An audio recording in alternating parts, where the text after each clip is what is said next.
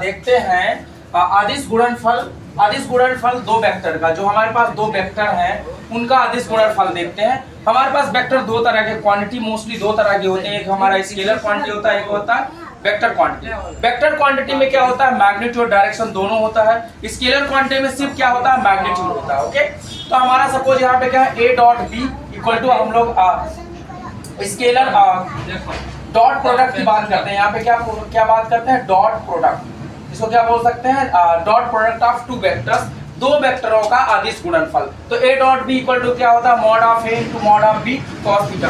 Cos theta suppose यहाँ पे ए vector है और ये बी वेक्टर है, तो इन दोनों के बीच में जो एंगल हमारा बनता है, दो कितना एंगल है वो डिसाइड करता है। उसको क्या बोलते हैं, थीटा। थीटा वेरिएशन करता है।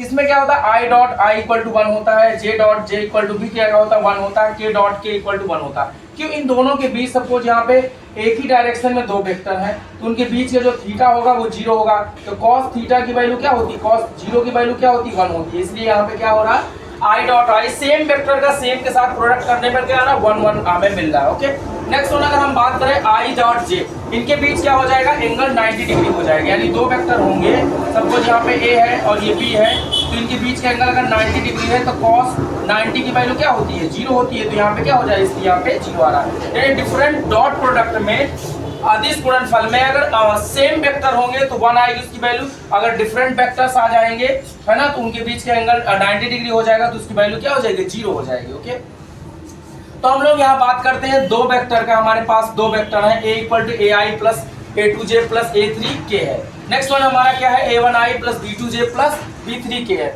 इसका हमें क्या बना, डॉट प्रोडक्ट फाइंड आउट करना है। तो आपके जो इस आई और आई के जो कोएफिशिएंट है वो क्या हो जाएंगे, यहाँ पे मल्टीप्लाई में हो जाएंगे और आई डॉट आई हो जाएगा। नेक्स्ट वन क्या है, जे के कोएफिशिएंट मल्टीप्लाई कर जाएंगे, A two B two J dot J. Next one क्या है, A three B three and K dot K. Okay, तो इनकी वैल्यू क्या होती है, 1 1 होती है। मैंने अभी यहाँ पे आपको बताया, ठीक है ना। इनकी वैल्यू 1 1 हो जाएगी। देन क्या हो जाएगा, a1 b1 a2 b2 and a3 b3। तो डॉट प्रोडक्ट निकालने का किन्हीं दो वेक्टरों का ये फॉर्मूला होता है, A dot B equal to A B cos theta होता है। ओके, तो हम लोगों ने अभी क्या बात करी, डॉट प्रोडक्ट। इसमें आपको याद रखना है कि आई डॉट आई क्या होता है, जे डॉट जे, और के डॉट के क्या होता है। ओके।